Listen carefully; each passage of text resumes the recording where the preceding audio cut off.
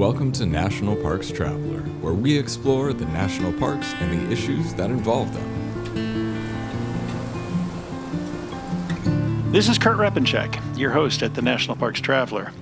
We're just about to close the books on 2022, and what a year in the national park system it has been. We've seen catastrophic flooding, drought, and crowds, lots of crowds. Today, though, we're going to focus on some of the positives about being out and about in the parks. I've asked contributing editors Lynn Riddick and Kim O'Connell to join me to point to their favorite adventures and stories from the parks this past year. I'll be back in a minute with them to share our experiences.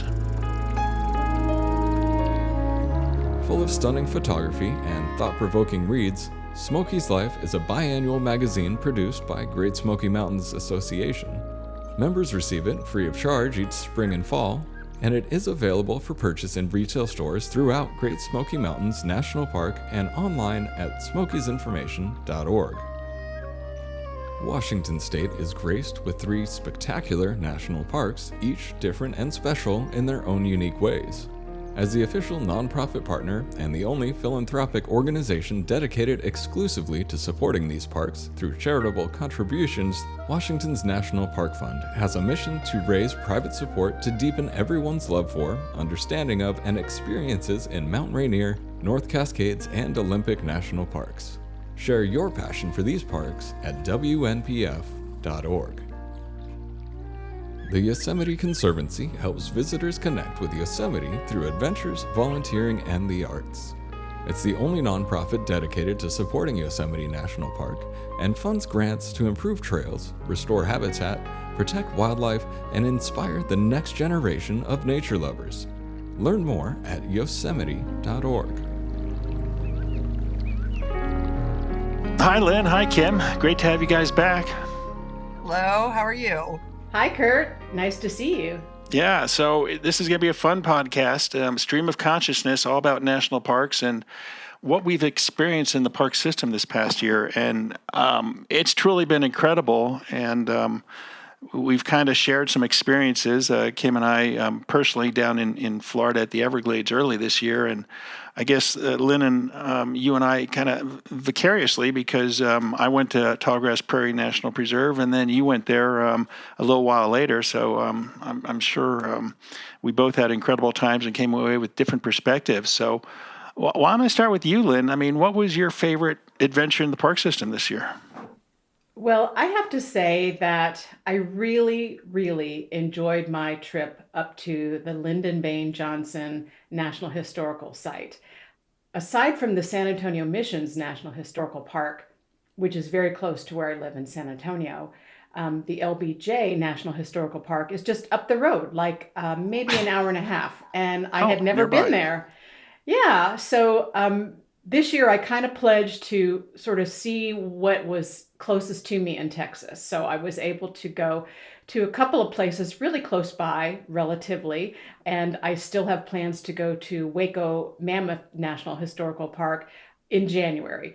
But I loved going to LBJ National Historical Park because I was so surprised. It tells the complete story about the life of Johnson, his family roots, and all the way through his presidency and his death. And it was so educational to learn all about the domestic agenda that he was able to pass, along with the struggles of his administration with the Vietnam War, of course. But, to see his whole story told there, played out, his boyhood home, his school, the LBJ ranch where he worked as the Texas White House and died there. And I mean, just so many parts of his life that are on display there. His old car collection is housed there. He's got a gift closet. He used to give visitors to the LBJ ranch gifts when they came, like a Stetson hat or a cufflinks with the presidential seal or pens with the presidential seal. And there's just a closet just stacked with these things. And he just has an airplane hangar there, and the ranch is still a working ranch with cattle that was there when he was a rancher and president. And the fact that he and his family set aside hundreds of acres for the national park, never to be disturbed, it's just really a fascinating story. So, I mean, I was very enthusiastic about learning about this, and you can tell that I'm still very enthusiastic when I tell about it because I don't know, it was such a surprise. I mean, you're driving down the road inside the ranch and you come upon the family cemetery, and there's the headstone for LBJ and Lady Bird Johnson, as well as his parents and grandparents, and it just feels so real. And really, he was the very last president who was born in the American frontier. So that's historic, in and of itself. So that was my favorite trip of 2022.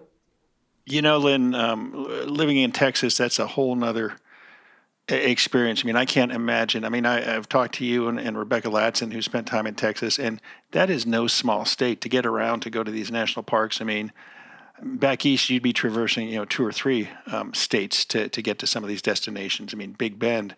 But, what you're saying about the Lyndon Baines Johnson site is, a takeaway. What we tried to do this year at the Traveler was to explore some of these overlooked gems in the national park system, and what you found there and what you brought to life in the podcast is a perfect example of all the overlooked gems that are out there across the national park system that people don't appreciate. And I'm really glad that you could get out there and that we could try and move away from constant coverage of the Yellowstones, Grand Canyons, and Acadias. I mean, they're all wonderful national parks, but there is really so much more to the national park system. I have to laugh that she says that she just went up the road and it was like a 2-hour drive just up the road. That's Texas for you. So. And I have to tip my hat again to interpretive park ranger Brian Vickers, who gave me this tour.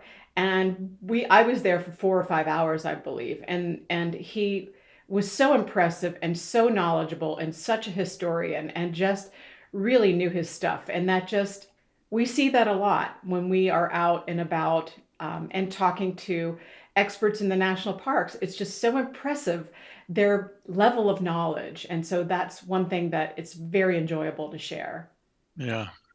They're very passionate too. I find that when you come across park rangers in the parks, especially ones that have been in those parks for a while, like they like embody the stories. They've told the stories many times. It's almost like they're telling family stories.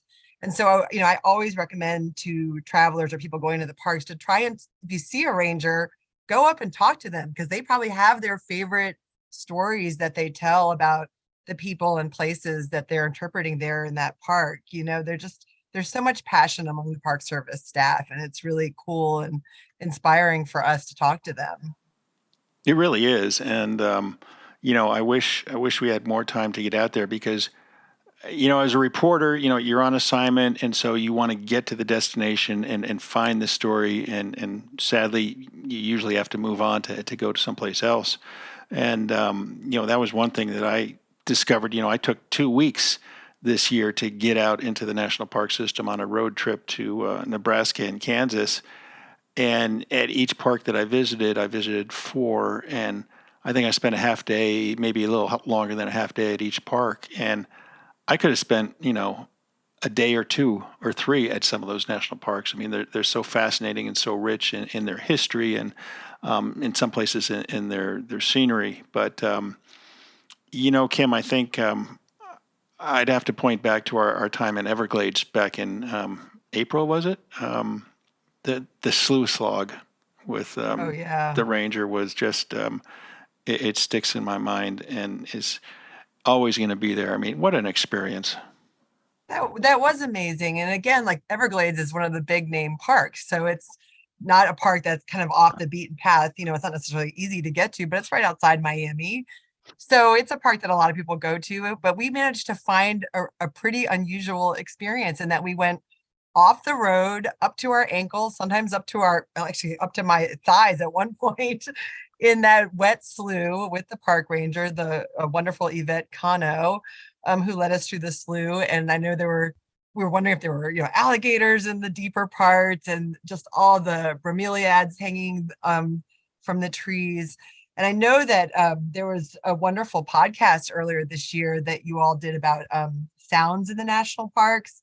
And that's what I remember too from that sluice log that we did in the Everglades. It's just how all the sound. I mean, the sloshing through the water and the birds and the wind through the trees. It was like such a multi-sensory experience. I know that we really tried to convey that in our coverage of in different ways, through podcasts, through, the story that I wrote and through our interviews and that kind of thing, because it was such a fully immersive, maybe not fully immersive. We never fell down, but like, but it was a very immersive experience. Definitely. When I was kind of thinking about our podcast today, I had that on the top of my list too, as one of my most favorite experiences of the parks this year.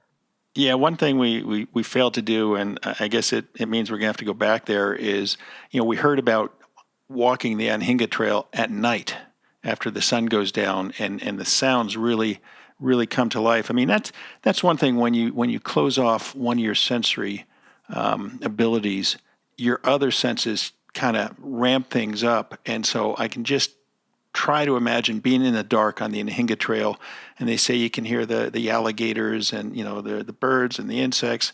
It must truly be a fascinating experience. I volunteer for that assignment. I just say, Lynn and I already have our bags packed. Actually, I have family in Fort Myers that I have to go down and visit, and so that would be a great thing to do while I'm there. Somebody's got to do it. Yeah, take one for the team, Lynn, will you? I will. This is Kurt Repenchek. I'm talking today with contributing editors Lynn Riddick and Kim O'Connell about some of our favorite experiences in the National Park System this past year. We're going to take a short break and we'll be right back. Listener and reader support make National Parks Traveler possible every day of the year. If you enjoy the Traveler's content, please consider a donation via nationalparkstraveler.org. Interior Federal Credit Union offers a large suite of savings products, including secondary savings accounts for budgeting, individual retirement accounts, health savings accounts, education savings accounts, money marketing accounts, and certificates. Start the new year off with an account at Interior Federal Credit Union and get ready for all the adventures 2023 has to offer. Not a member yet? Go to interiorfcu.org and click on the membership icon on the homepage. Federally insured by NCUA. Acadia National Park is one of the 10 most popular national parks in the United States. It's also one of the smallest and most vulnerable. That's why Friends of Acadia exists. Friends of Acadia is an independent organization of passionate people inspiring those who love this magnificent park to make a real and lasting difference for Acadia. You can make a difference at friendsofacadia.org. Whether it be strategy, business planning, change management, board development, executive search, or diversity planning, Potrero Group is here to help. They mix a depth of experience in the parks and land space with a breadth of best practices from other industries. For more information or to schedule a preliminary conversation, go to potrerogroup.com. Potrero group.com.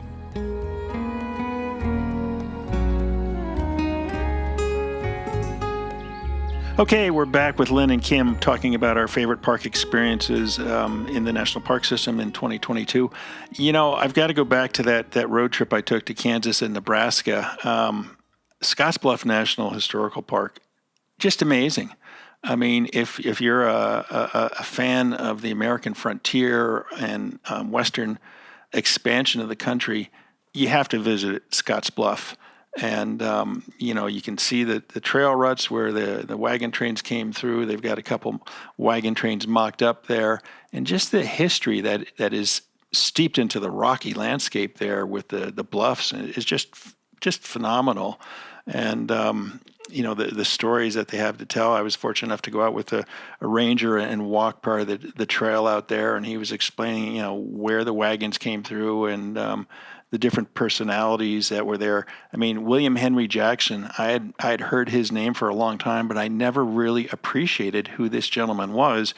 And Scottsbluff National Historical Park brought him pretty much to life for me, because with this ranger, we walked up to this one point where Jackson, as a young bullwhacker, I mean, he was with some of the wagon trains that went west, and his job was to kind of round up the oxen every morning and get them into the the reins and whatnot to pull the wagons. And as a young man in the 1860s, I think, camped there. And he went on to have this incredible career that, spanned into the 20th century. I mean, he was an incredible artist. He went on some of the expeditions to explore the West with, I think, Ferdinand Hayden and whatnot. And just a phenomenal gentleman, and was a great writer and an artist that we found out later in life. And a lot of his artworks, you can see them in Scottsbluff National Historical Park. It was a really, really enjoyable visit. Homestead National Historical Park in eastern Nebraska.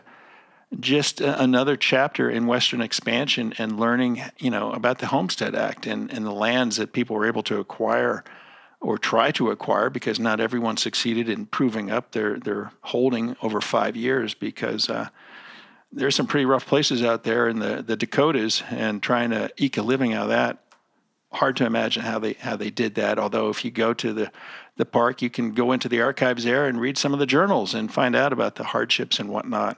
And again, I have to go back to what Lynn explained about the Lyndon Baines Johnson, and this is the experience and the richness that you can get from the national park system, going to these parks and spending some time to understand the stories that are being interpreted there. Kurt, I thought it was also good, your follow-up article about the difficulty of the Homestead Act with Black Americans trying to secure what was rightly theirs as well. That was definitely an interesting aspect, Lynn, and it's not a story that you hear that often. And again, just the hardship and coming out of slavery and being able to get land for yourself. I mean, what an achievement! What a monumental achievement that they were able to secure in their lives. Hearing you both talk about these amazing historic places reminds me of the value again of these national parks and the value of historic preservation. I actually have a degree in historic preservation. I've always been a history buff. One of the things I love about historic preservation is that, you get so much more than you can get in a book or just a book. We're all storytellers, we're writers. I really value the written word to convey information and history. Writing is essential, but sometimes you have to go to a place and really walk in the footsteps of these people for them to come to life, like Kurt said. And so I always feel so appreciative that there were groups of people that took the time to say this place is worthy of preservation. We should hold on to these buildings or these tracks, these ruts in the ground, or this closet full of hats and trinkets or whatever it is. Somebody said this is worth either, reproducing if they don't exist anymore, or preserving, so that you can actually feel the human scale of what these people lived through and did, in their lives. And I just think that is so very powerful. And then you couple that with writing, like books or the great stories we put on The Traveler, and it's just such a fully immersive and educational experience that can be very meaningful. And I definitely got the impression from the folks I talked to this year that the Park Service is going to be taking a broader approach to the history presented in some of these national historical sites, because there's dollars in the budget to redo displays and waysides that will be more incorporative of ancient peoples and their story, and certainly Native Americans and their story. And I know some of that is happening in the Saratoga National Historical Park, where I had interviewed one of the interpretive rangers there, historian. So those efforts will help give an even deeper story about those lands that we are seeing and that belong to us. And it's kind of overdue, frankly. I'm so glad it's happening, but it's definitely something that should have been doing a long time in the park system. I'm really pleased to see it happening. I just recently published a story on The Traveler about some archaeology happening at Fort Raleigh to try and find artifacts and information about the lost colony that took place there right on the coast of North Carolina. But part of this sort of archaeology is to help feed a broader look at the interpretation of what happened at Fort Raleigh National historic site, which the main story there has been and always probably will be about the landing of these English colonists to try and create a settlement there on Roanoke Island in the so-called New World. But there has been a much greater effort to understand and interpret the lives of the Algonquin indigenous people that lived there and who in many cases had to adapt to the arrival of these colonists. And we haven't heard as much about their perspective. So I know the park is working really hard to tell those stories as well. And one more thing that I think is very interesting is that they're also trying to incorporate a later story, which is that Fort Raleigh was also the site of a freedmen's colony after the US Civil War in the 19th century. So that's much after the lost colony. But, the Park Service is saying we have these sites set aside. It has a particular name on the top about what it's meant to interpret. But a lot of these places have multiple stories. And it's, incumbent upon them to tell as full a story as they can. So I think that's really great to see. And there's a real need for it. The cultural units of the park system have struggled. They haven't enjoyed as much money. Well, frankly, the entire national park system hasn't enjoyed as much money as they really need. I mean, Mount Rainier National Park in Washington State had to shut down Paradise, so to speak, during the week this winter because they just didn't have the staff, the resources to safely provide access to Paradise, and so it's only going to be open on weekends, which is a real disappointment to the locals who love to head up to Paradise for snowshoeing or sledding or skiing and whatnot. But it's just an example of the hardships that some of these parks are going through. And I think we're going to see a campaign in 2023 to raise the profile of the cultural parks in the park system and the needs that they have. And sadly, the needs are many, just in bringing new exhibits to life and broadening what they have to tell. They really need the resources to do that. So, Lynn, you and I both had an opportunity to visit Tallgrass Prairie National Preserve in Kansas months apart. And we both kind of, I think, came away with different experiences or we sampled different aspects of the park. And, it's been a place that I've been writing about for years on The Traveler, and I've always wanted to go visit it. And frankly, two things attracted me to it was one, the Tallgrass Prairie, which, I think once upon a time there was 170 million acres of tallgrass prairie that would get 5 and 6 feet tall in the end of the summer across North America. And I think today there's maybe 4% of that left. And so I wanted to be able to go out and see it. And of course, I went at the wrong time. I was there in late June, and the prairie was only about knee high at the time. But the other aspect I wanted to see were the bison. I've got this thing about bison. It's not my totem animal. That'd have to be the wolf. But the bison are right up there. And when I got there, I got to see the prairie. I took a walk around, and I spent some time with a ranger out there searching for the bison. We didn't see a lot of bison. I think you saw more when you were there. But I came across an aspect of Tallgrass Prairie National Preserve that I didn't realize was there, and that was the magnificent home of Stephen and Louisa Jones. Back in the 1800s, they actually went in reverse. They were out in Colorado, and they came back to the Flint Hills of Kansas, where they basically cemented their legacy. They started up this ranch, this cattle operation, and quite an operation it was. And they built this mansion, an 11-room mansion, back in the day. And they were so affluent, they were making it so big that they had a 3-hole outhouse, so to speak.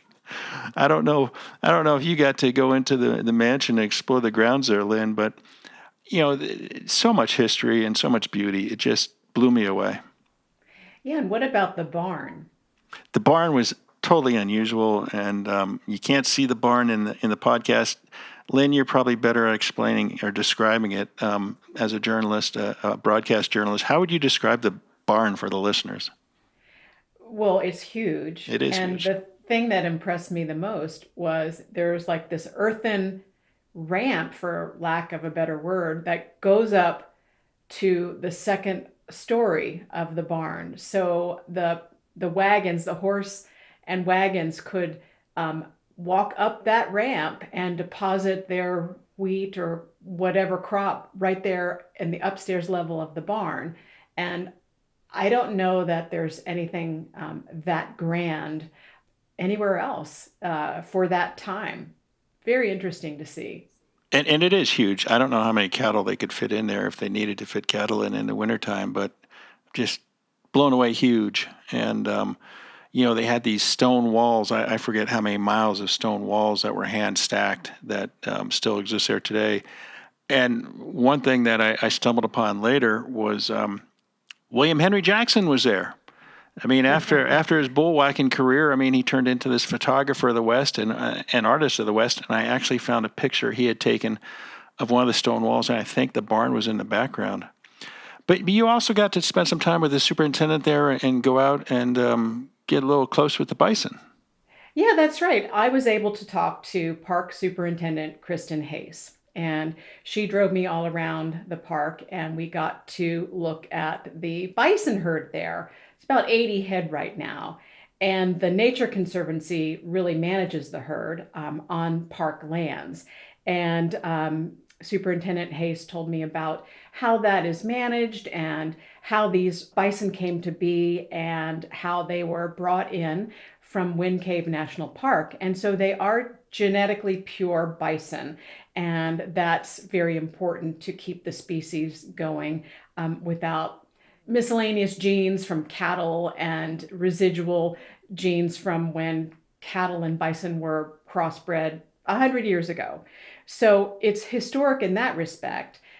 It's very cool to see, this big herd of bison just roaming and grazing, and they move pretty fast. The first day I was there, I saw this big herd, and before I knew it, they had just crossed over the road. I was, I don't know, 125 yards away. They weren't close to me, but they move really quickly. They take a bite and keep going. And it was just interesting to see because it gave you a really good picture of what this part of the country was like 100, 150 years ago.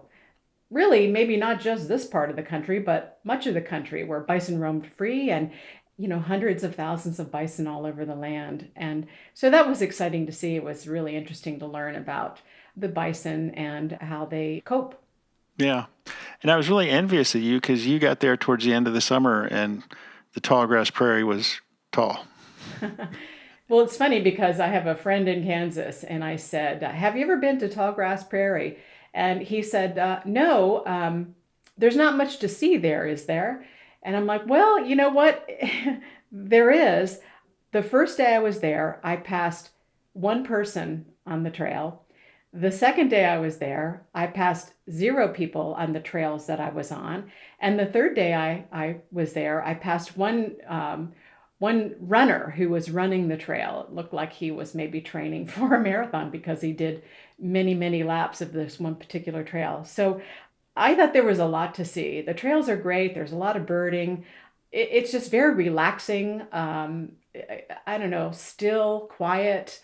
And it was interesting for me to see the different varieties of grasses. And like Kurt said, some at this point were 6, 8 feet tall. And so that was interesting, definitely. So there is plenty to see there. And if you want a place that you can almost have to yourself, that's a good place to go. Yeah, that's another aspect of going, to these parks off the beaten path, as it were. You don't have the crowds about you. The parking lot at Scottsbluff was half full at best at Homestead National Historical Park. I think I could count the other cars on my hand. And, Tallgrass Prairie, the same thing. Fort Larned, I think mine was the only car in the parking lot. And it's true that, some of these parks, you have to want to go there. You're not exactly going to stumble across some of these places on the main highways. You have to get off the interstates and go down the county highways and in some cases the county roads. And I had wanted to go to Fort Larned, which is in western Kansas, because it is supposedly the best kept fort from the frontier era. And I had been to Fort Laramie National Historical Site in Wyoming many times. And I love that park. I love Fort Laramie, but I'm kind of disappointed that it's not fully complete, so to speak. And if you go to Fort Larned, I mean, it looks like the cavalry left yesterday. I mean, the buildings are in great shape, and kept the way they were for, over 100 years now. And it's a part of the Western history that, a lot of people skip over for some reason. And again, there was another dark story that I found at Fort Larned dealing with blacks, the Buffalo Soldiers, and the racism that existed there. And, there was a white captain who was in charge of this black platoon of Buffalo Soldiers. And, he was accused of starting this fire, or there was a fire that broke out and killed a bunch of horses and burned up a lot of gear from the Buffalo Soldiers. And while they never identified who actually started the fire or how the fire started, this captain was held responsible. And so they docked his pay for over a year or so. And, these are stories of Western history that we don't hear too much. We don't read about that much in the history books. And so sometimes when you take the time to go to these places, you'll discover a chapter of American history that you weren't aware of. This is Kurt Repenchek. We're talking with Lynn Riddick and Kim O'Connell about our visits across the national park system this year. We're going to take a short break, and we'll be right back. The Everglades Foundation, the only organization whose sole mission is to restore and protect America's Everglades. Learn more at evergladesfoundation.org. The Blue Ridge Parkway Foundation is the primary nonprofit fundraising partner for the Blue Ridge Parkway.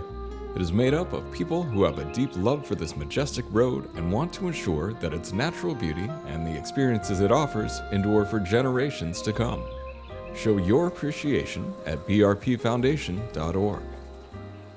The Grand Teton National Park Foundation is a private, nonprofit organization that supports projects that protect and enhance Grand Teton National Park's cultural, historic, and natural resources. By funding initiatives that go beyond what the National Park Service could accomplish on its own, foundation donors improve the visitor experience and provide benefits to the national park system for decades to come. You can see their successes at gtnpf.org.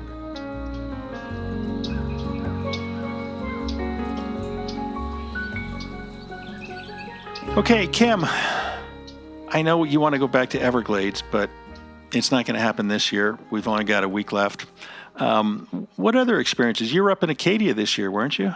I was in Acadia, and hearing you all talk about going off the beaten path, I was thinking about how for a park that's mostly set on an island off the coast of central Maine, which you have to get off the main highway and kind of wind your way down to the coast, it's amazing how crowded Acadia is, and getting more crowded by the day. I know that the Traveler ran a story earlier this year about Acadia's 4 million annual visitors, but at the same time, having been to Acadia many times now, it's just undeniably beautiful and transportive to be on Mount Desert Island, where most of Acadia is, and I've spent time on the other satellite parts of Acadia, and I was back there this July. But I did manage to go to a place that's off the beaten track at Acadia, and I've sort of been very slowly working on an audio postcard that I recorded to post on the Traveler. Hopefully it will happen in 2023, about having visited the ruins of the George Dorr estate at Acadia. There are ruins at Acadia, and while they're not hard to get to, they're actually quite close to Bar Harbor. It's really not far to get to these ruins. I think you could even walk from the town of Bar Harbor, where certainly other parts of the national park you have to drive from Bar Harbor, which is the main town on the island there. But it's still kind of hidden. Like, it's not Jordan Pond, it's not Cadillac Mountain, it's not Eagle Lake or some of these places that everybody goes to in Acadia. And what it is, George Dorr, of course, is like considered the founder of Acadia National Park, put a lot of money and effort and energy into creating this national park there. And of course, he had what they call a cottage. I just did air quotes, even though this is a podcast, a cottage, cottage at Acadia. And of course, it was a multi-room estate overlooking, a bay, the beautiful bay there, the ocean. And it was just absolutely stunning. But it fell into disrepair and closed. And, the site is maintained as part of the national park, but it's basically just ruins. And so when you hike there, all you can see is the foundation, the footprint of the house. But you can still see the herringbone pattern of the flooring, this beautiful herringbone pattern in the flooring. And it was just really and fascinating to be there. And what I found particularly striking is that a bunch of trees have grown up through the middle of this house where the living room used to be. So it's really kind of spooky and neat. And I did record some things there that I'm hoping to compile into an audio postcard, like I said. So it was great to, actually go to a park I've been to many times that's very popular and try to seek out a spot that isn't as popular. And whereas anywhere else you can go in the summer in Acadia, you will be with your fellow men and women. Like there are lots of people, those trails are crowded. You can't get away from them. They're getting you onto a bus whenever they can now because there's just so much traffic in Acadia. But when I went to the George Door Estate ruins, it was just me and my friend who I was hiking with. That was it. We were the only people we encountered. And so that was pretty special to do that. So yeah, beautiful place. It never gets old to me. Another corner of Acadia that is overlooked, I think, by a large part of the mongering hordes who want to go up Mount Cadillac Mountain is the Scudic Peninsula. Yes. And I wasn't there this year. I was there a few years ago for a conference. And I tell you what, I like wild, raw places that aren't developed. And the Scudic Peninsula is that. And it's got a gorgeous campground for RVing or tent campers, whatever. But then, it's got the coast, and you can just go out and, they talk about Thunder Hole over on Mount Desert Island. Well, it thunders over there on the Scudic Peninsula, and just raw beauty just takes my breath away. And there's some history there. I mean, there was a Navy detachment that spent time there, and a beautiful facility that they lived in that is now part of the Scudic Institute and housing for guests who come present or work at the Scudic Institute during a summer. But definitely a beautiful aspect of Acadia that hopefully will continue to be overlooked by the millions who go to the Mount Desert Island aspect of the park.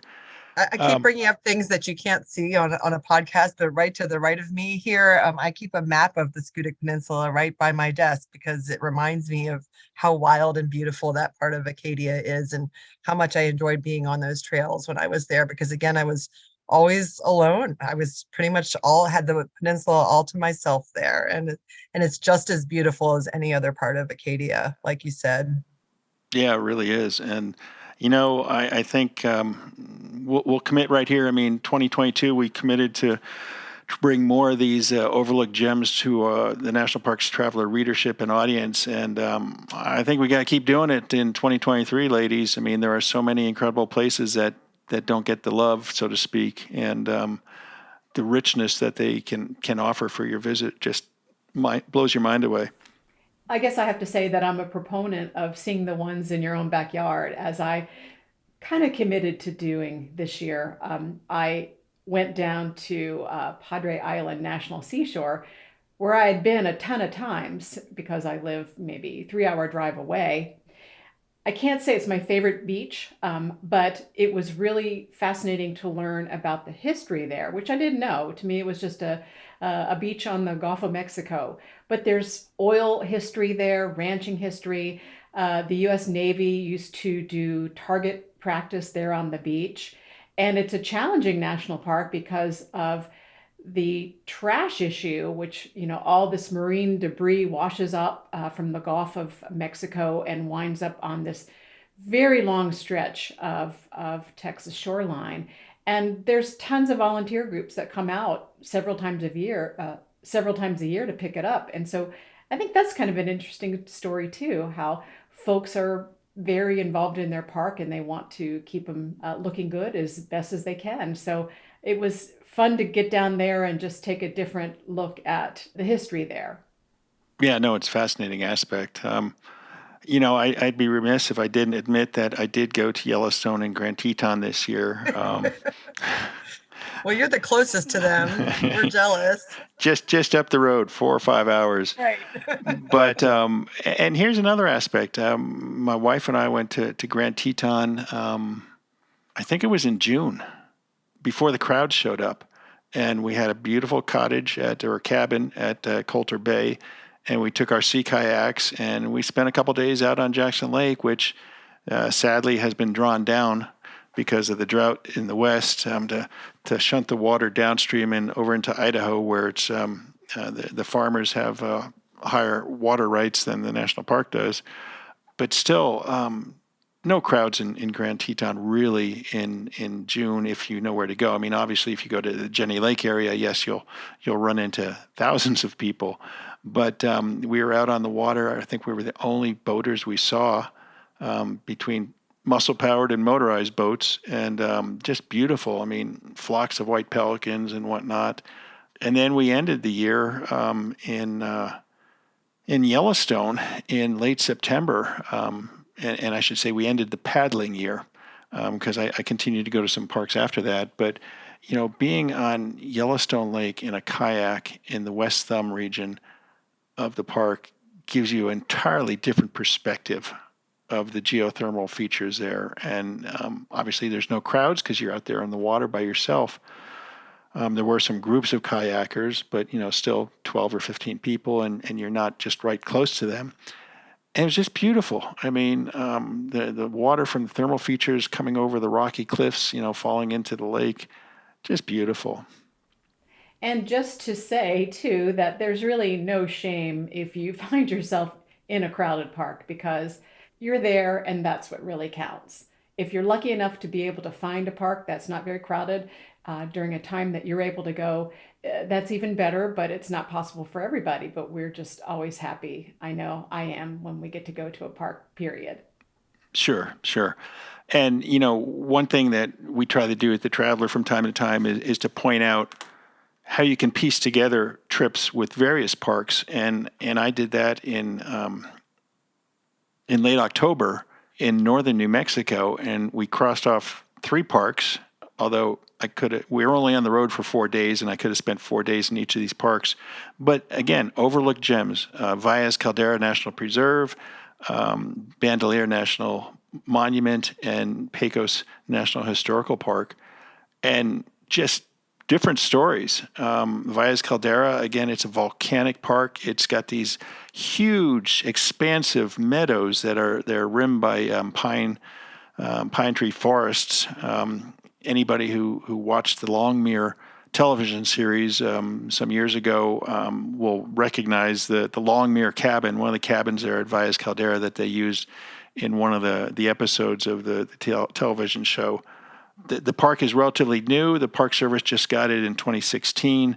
They're still trying to figure out what they want to be when they grow up, so to speak. I've got an interview coming up with the superintendent in January to try and get the Park Service's vision for this immense 89,000-acre preserve that right now 35 cars a day can drive through it, just 35. And there's a lot more potential for that park in terms of backpacking. I mean, there's incredible birding, there's elk herd, there's skiing in the wintertime, cross-country skiing. There's just so much untapped potential there that hopefully the Park Service will be able to bring to the fore and manage carefully. And there's actually a part you feel like you're in Yellowstone National Park in the southwestern corner of Valles Caldera, where there's some springs, the Sulphur Springs area of the park, hot springs. You've got fumaroles, and we did a piece on that. And again, very different confluence of landscapes in this one park.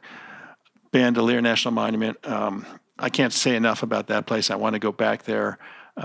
You've got this incredible ancient culture that lived there in the Frijoles Canyon, and they dug what's called cavates, if I pronounce that right, into the cliffs that are volcanic tuff, and it's a softer rock that they were able to dig their shelters out of. And then you've got these structures that the Civilian Conservation Corps built back in the 30s, the greatest collection of CCC structures in the national park system right there in Bandelier National Monument. And then Pecos National Historical Park, if I got that name right. I mean, there's so much there. You've got ancient cultures with kivas and pueblos and the Spanish influence when they came through in the 1600s and the 1700s, and how they tried to subjugate the people there, and the battles that took place between the ancient cultures trying to drive out the Spanish. You've got the Santa Fe Trail that comes right through there, and there's a ranch that used to be a way station of sorts that actually during the Civil War served as a hospital for Union troops who were injured in a battle, a Western battle with Confederate troops that were trying to sneak up on the Union in Colorado.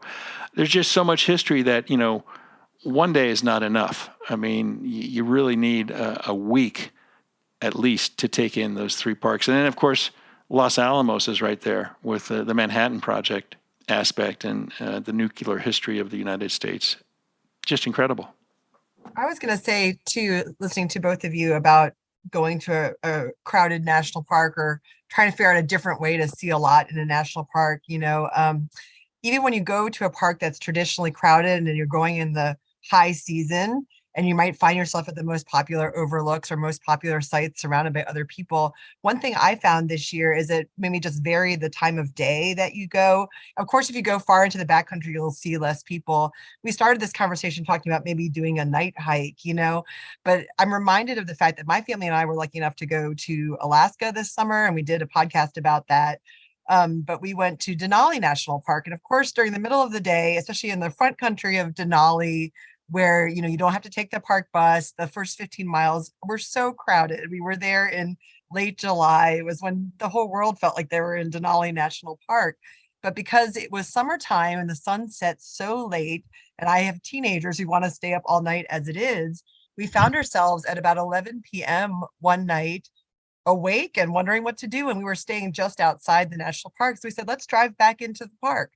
So we went back into the park, and the sun was setting at about 11:20 p.m. And it was a beautiful sunset, but because of the time, there was hardly anybody in the national park. So we had the whole park road to ourselves. We could get out of the car, walk around, and we happened to see these two beautiful moose just grazing off the side of the park road, which I'm wondering if they would have been there during the height of the day with park buses going by and more traffic. Maybe not. So I think just by sort of varying the time of day that you can go into a crowded national park, you might get a special experience and not be surrounded by other people. No, you're absolutely right. And even during the height of summer, you can alter your patterns and avoid a lot of the crowds. I know you can do that at Yellowstone, at the Old Faithful complex. Go out after dinner and even after sunset and walk the boardwalks. And, if there's a moon out, it's great. If there's not a moon out, that's even better because the stars overhead are just phenomenal. And to listen to the gurgling mud pots and fumaroles and the geysers going off. And again, it's what I said early on is different senses take over and you experience a different aspect of a national park. Just phenomenal. Well, ladies, it's been great fun catching up and talking about our favorite visits. And yes, you in the back, Lynn. Well, before we close today, I really think we ought to give a tribute to P22, the famous mountain lion that had to be euthanized last week.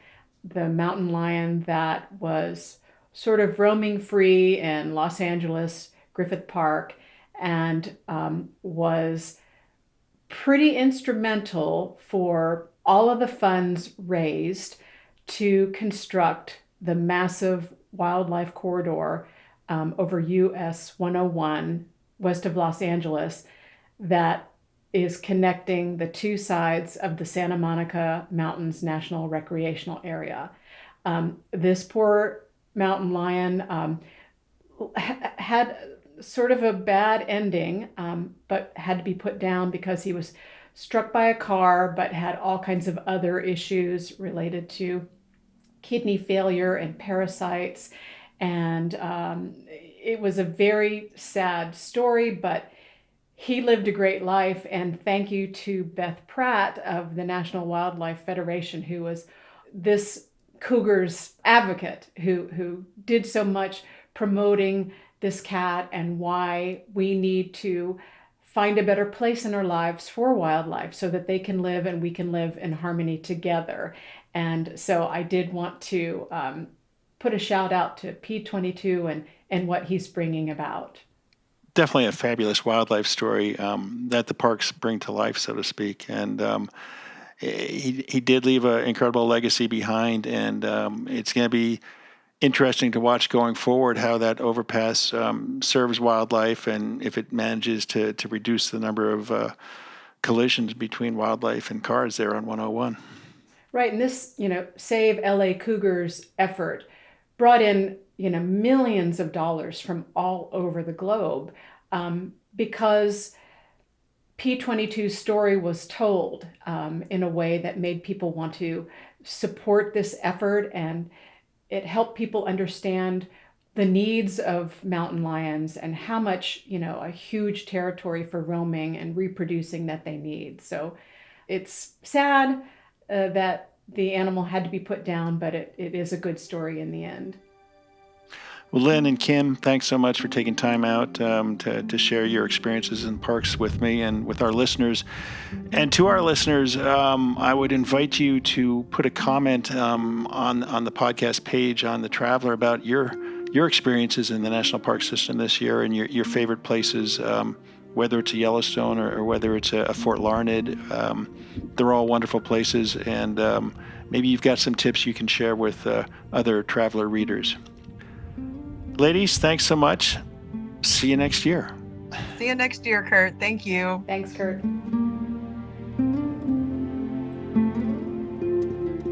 That's our show for this week. We hope you enjoyed it.